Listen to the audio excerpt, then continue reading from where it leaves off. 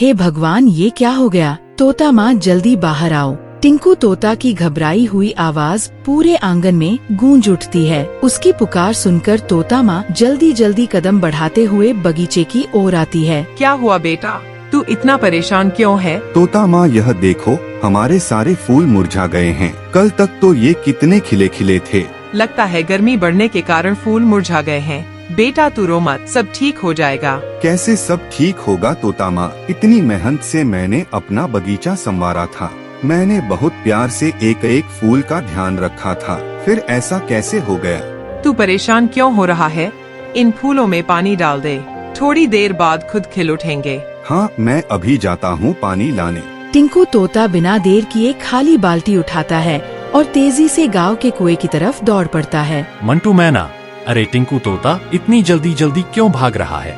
चाचा, मेरे बगीचे के सारे फूल मुरझा गए हैं, मैं पानी लेने आया हूँ।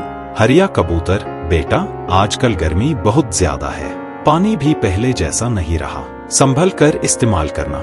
जी चाचा, मैं जितना हो सके उतना पानी लेकर जाऊंगा। टिंकू तोता कुएं में बाल्टी डालकर पानी निकालता है। उसके चेहरे पर चिंता साफ दिखाई देती है, लेकिन आंखों में उम्मीद भी झलक रही होती है। पानी लेकर वह तेजी से अपने घर की ओर लौटता है ताकि अपने प्यारे फूलों को फिर से जिंदा कर सके। क्या हुआ? आप सब इतने चिंतित क्यों लग रहे हैं? गांव के मुखिया चील भी वहीं परेशान खड़े होते हैं। टिंकू तोता के पूछने पर वे उससे कहते हैं, टिंकू तोता, यह देखो, धूप और गर्मी के कारण कुआं सूख रहा है। ऐसे में इस तड़पाती गर्मी में हम सब कैसे गुजारा करेंगे? बस इसी बात की चिंता हो रही है। बंटी फाख्ता, अब मैं खेती कैसे करूँगा? हम सब पानी के बिना इस बेरहम गर्मी में प्यास से तड़पते रहेंगे क्या? मुखिया चील जी, इस समस्या का हल जल्दी निकालना होगा, वरना गांव की खुशियां तबाह हो जाएगी। तुम सब समस्या का उपाय सोचो। वैसे टिंकू तोता, तुम्हें क्या हुआ? इतने शांत क्यों खड़े हो? काफी उदास भी लग रहे हो। टिंकू तोता, कुछ नहीं मुखिया चील जी, मैं ठीक हूँ। अच्छा, मुझे आज्ञा दीजिए, अब मैं चलता हूँ। टिंकू तोता बिना कुछ बताए वहाँ से चला जाता है। रात होती है। टिंकू तोता की तोता माँ उसकी फिक्र में घर से बाहर निकलती है। ये टिंकू तोता कहाँ चला गया? मुझे तो उसकी बहुत फिक्र हो रही है। सुबह से अभी तक घर नहीं लौटा है। आ जाने दो, घर अच्छे से खबर लूंगी। फिक्र करते करते तोता माँ आगे बढ़ती है। तभी कुछ दूर चलकर उन्हें टिंकू तोता एक पेड़ के नीचे बैठे दिखता है। बेटा तू यहाँ क्यों बैठा है? बहुत रात हो गई है, चल घर चलते हैं। मैं कब से बावलों की तरह घर पर तेरा इंतजार कर रही हूँ। नहीं तोता माँ, मुझे घर नहीं जाना। घर जाऊंगा तो बगीचे को देखकर मन और उदास होगा। अच्छा ये बता, तू तो पानी लाने गया था ना, फिर यहाँ क्या कर रहा है? कहाँ से लाऊं पानी तोता माँ? गांव में एक ही कुआं था, वो भी सूख रहा है। और तो और पास के सारे गांव घूम आया, पर कहीं भी पानी नहीं मिला। हर जगह सूखा पड़ा है। कि मेरे खाटू श्याम, ये तू हमारी कैसी परीक्षा ले रहा है? हम गरीब लोग फूल बेचकर अपना गुजारा करते थे, पर इस बढ़ती गर्मी ने हमारी उम्मीद खत्म कर दी। तोता माँ, तू घर जा, बहुत रात हो रही है, मैं थोड़ी देर बाद आऊँगा। बेटा जब तक तू घर नहीं चलेगा तब तक मैं भी यहाँ से नहीं हिलूंगी, चाहे मुझे पूरी रात यहीं बैठना पड़े। तोता माँ की जिद के आगे टिंकू तोता की एक ना चली। वो अपनी तोता माँ के साथ घर गया। तोता माँ, मैं बाहर जा रहा हूँ, मेरी फिक्र मत करना, शाम तक लौटूंगा। पर बेटा तू जा कहाँ रहा है? वो तोता माँ, मैं सोच रहा हूँ, जब तक हमारी समस्या खत्म नहीं हो जाती है, कोई दूसरा काम कर लूँ। आखिर घर के खर्चे निकालने तो पड़ेंगे ना। इतना बोलकर टिंकू तोता दूसरा काम ढूंढने की तलाश में निकल पड़ा। कुछ देर बाद उसे गांव का सबसे धनी व्यक्ति मिलता है। सेठ बिरजू तोता, अरे टिंकू तोता, कहाँ जा रहे हो भाई? बस सेठ, निकला हूँ काम की तलाश में। भगवान की इच्छा रही तो कोई ना कोई काम मिल ही जाएगा। तुम्हें कहीं और काम करने की जरूरत क्यों पड़ गई?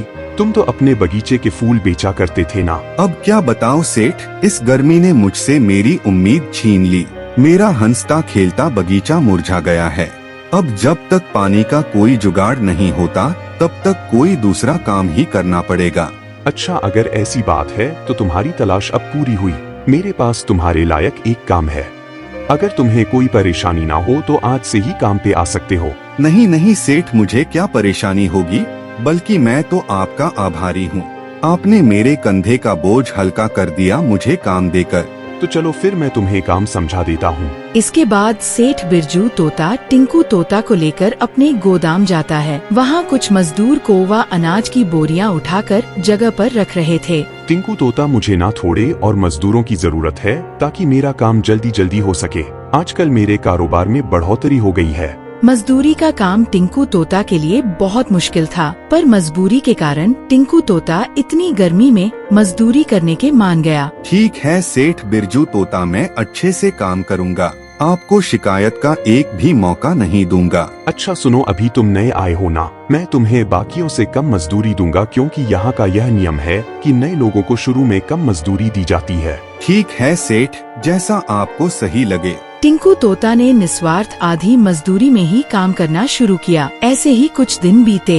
एक दिन टिंकू तोता मजदूरी करते करते बाहर के बगीचे को बहुत प्यार से देख रहा था। भैरव कोबा, क्या हुआ भाई? बगीचे को बहुत ध्यान से देख रहे हो? कुछ नहीं भाई, बस बगीचे की खूबसूरती देख रहा हूँ। इतने में बगीचे का मालिक गुस्से में आकर बगीचे का खूल कुचलने लगता है, जिसे देखकर टिंकू तोता से रहा नहीं जाता और वो उसे रोकने चला जाता है। भाई रुको, इन सुंदर फूलों को क्यों कुचल रहे हो? मैं जो भी करूं तुम्हें उससे क्या लेना देना है? तुम अपने काम से मतलब रखो। इस बगीचे का भैरव कोबा मैं हूँ। पर तुम जो कर रहे हो वह सही नहीं है ना। फूलों को प्यार से खिलाया जाता है, उन्हें गुस्से में मसल के उनकी खूबसूरती नष्ट नहीं की जाती।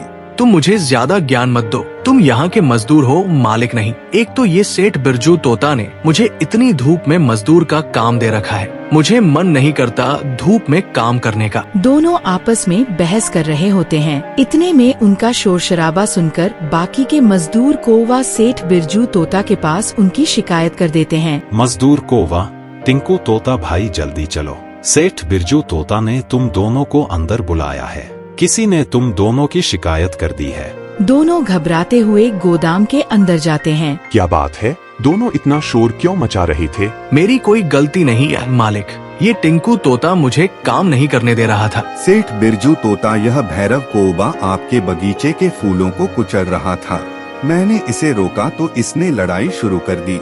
क्यों रे भैरव कोबा, टिंकू तोता सच कह रहा है क्या? नहीं मालिक, ये झूठ बोल रहा है। मैं आपके यहाँ इतने सालों से काम कर रहा हूँ, आज तक आपने ऐसा कुछ सुना क्या मेरे बारे में? ये बस मुझे फंसाने की कोशिश कर रहा है। मैं भला ऐसा क्यों करूँगा? मेरी तुमसे आखिर क्या दुश्मनी है? ये मुझे फंसाना चाह रहे हैं ताकि आप मुझे काम से निकाल कर इसे भैरव कोबा बना दे। नहीं, यह सरासर झूठ है सेठ जी, मैंने ऐसा कभी सोचा भी नहीं। शांत हो जाओ तुम दोनों। टिंकू तोता, तुम्हें काम पर आए कुछ दिन हुए नहीं कि तुमने लड़ाई शुरू कर दी? सेठ बिरजू तोता, मेरा यकीन कीजिए, मैंने कुछ नहीं किया। मैं कैसे मान लूं? तुम्हारे आने से पहले आज तक कभी यहाँ लड़ाई नहीं हुई। सब अपना काम शांति से करते थे। आज तुम्हारी वजह से इतना समय नष्ट हुआ है, इसलिए आज तुम्हें बस आधे दिन की ही पगार मिलेगी। अब बाकी सब जाकर अपने अपने काम में लगो। इतना बोलकर सेठ बिरजू तोता चला जाता है।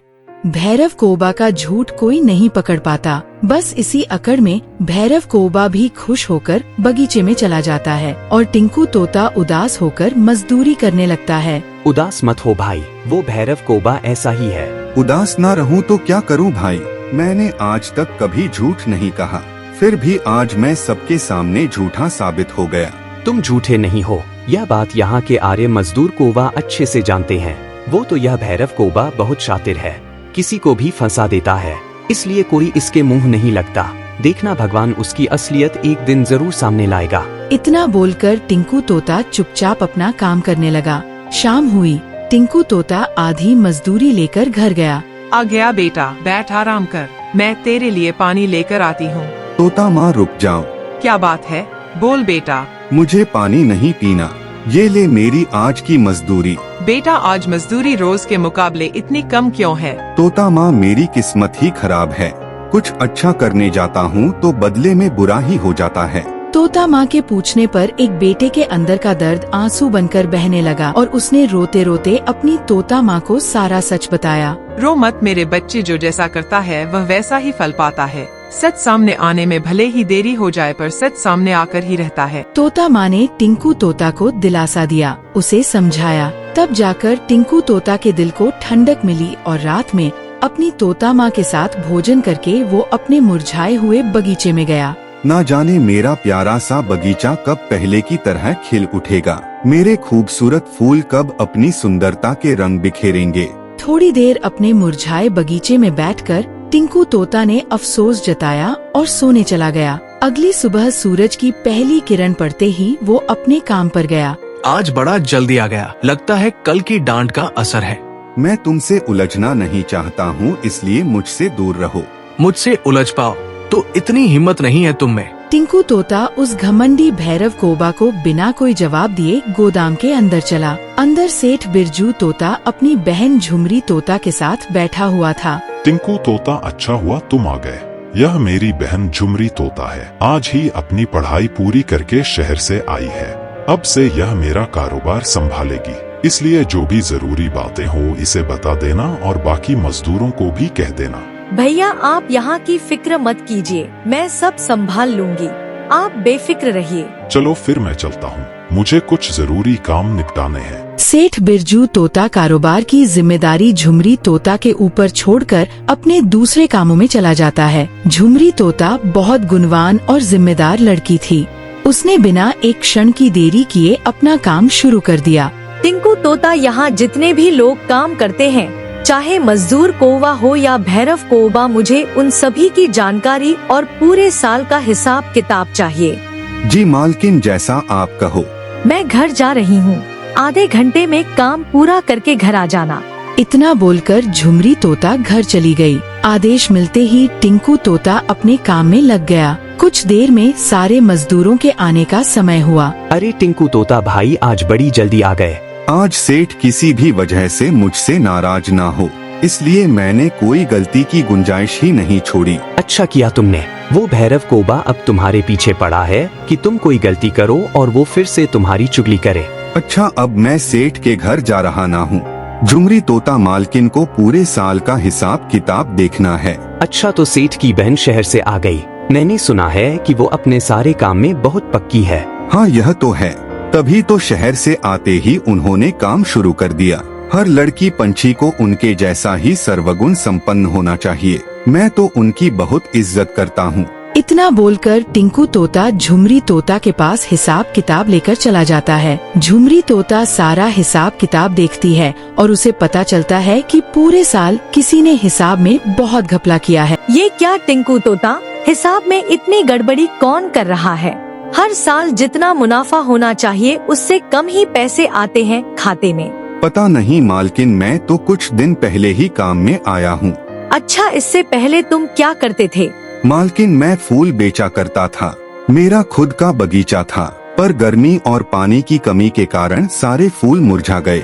ओह अच्छा, वैसे हमारे बगीचे का काम कौन संभालता है, क्या तुम उसे जानते हो? हाँ मालकिन, कुछ हुआ है क्या? अब तुम काम पर जाओ, मैं शाम को भैया के साथ आऊंगी, फिर सब पता चलेगा। झुमरी तोता ने टिंकू तोता को बिना जवाब दिए भेज दिया। टिंकू तोता के मन में सवाल पैदा हो गए कि आखिर कौन है वह जमाखोर जो हिसाब में चोरी करता है। शाम हुई, सारे मजदूर कोवा काम कर रहे थे। तभी झुमरी तोता सेठ बिरजू तोता के साथ वहाँ आती है। टिंकू तोता, सारे मजदूर कोवा और भैरव कोबा को लेकर यहाँ आओ। सभी पंछी इकट्ठा हुए। सभी बहुत चिंतित थे कि अचानक सबको एक साथ क्यों बुलाया गया। मालिक, क्या बात है, हम सबको क्यों बुलाया गया है? तुम ही बगीचे को संभालते हो ना? जी मालकिन, देखिए बगीचा कितना सुंदर और खिला खिला लग रहा है। ये सब मेरी मेहनत का नतीजा है। भैया, यही है असली गद्दार। इतने सालों से यह मासूम बनने का ढोंग करके आपको धोखा देते आ रहा है। ये आप क्या कह रहे हैं? मैं तो मालिक का वफादार हूँ। नाटक बंद कर अब तू। मैंने भी हिसाब देखा है। फूल बेचकर जो भी मुनाफा होता है तू उस आधी रकम ही खाते में जमा करता था। हम तो पहले से ही जानते थे कि यह भरोसे के लायक नहीं है। मालिक, आपकी बहन झूठ बोल रही है। मैंने कोई घपला नहीं किया। चुप कर, तेरी हिम्मत कैसे हुई मेरे बहन के बारे में ऐसे बोलने की? अब तू यहाँ काम नहीं कर सकता है। मैं ऐसे धोखेबाज लोगों को काम पर नहीं रखता। भैरव कोबा का सच सामने आते ही उसे काम से निकाल दिया जाता है। उसके जाते ही लोगों के बीच हलचल होने लगती है। अब बगीचे को कौन संभालेगा? भैया टिंकू तोता को बगीचे की देखभाल में लगा लीजिए। मैंने इसकी जानकारी निकाली तो पता चला कि यह बहुत मेहनती और ईमानदार है। ठीक है, तो आज से टिंकू तोता बगीचे का सारा काम करेगा। शुक्रिया सेठ जी, मैं पूरी लगन से अपना काम करूँगा। अब तो आपको यकीन हो गया ना कि मैंने उस दिन झूठ नहीं कहा था। ठीक है, अब जा अपना काम कर। सच तो सामने आया पर सेठ धनी होने के कारण बहुत घमंडी हो गया था।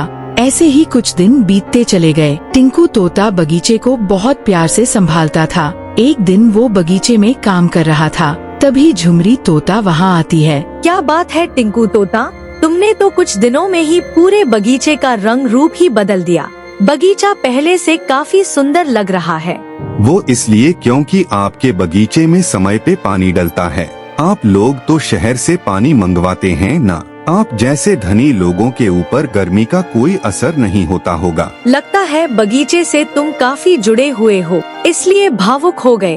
मालकिन, मुझे फूल उगाना, उनकी देखरेख करना बहुत पसंद है। मुझे बगीचे में रंग बिरंगे फूल देखकर बहुत सुकून मिलता है। अच्छा लगा है यह देखकर कि तुम्हें फूलों की जानकारी इतनी बारीकी से है। फूल दिल को सुकून पहुंचाते हैं, इसलिए तो कोई त्योहार हो या शादी लोग फूलों को ही महत्व देते हैं। हाँ, फूलों की सुगंध मन मोह लेती है और उनकी सुंदरता दिल को छू लेती है। टिंकू तोता की बातों से झुमरी तोता बहुत प्रसन्न हुई।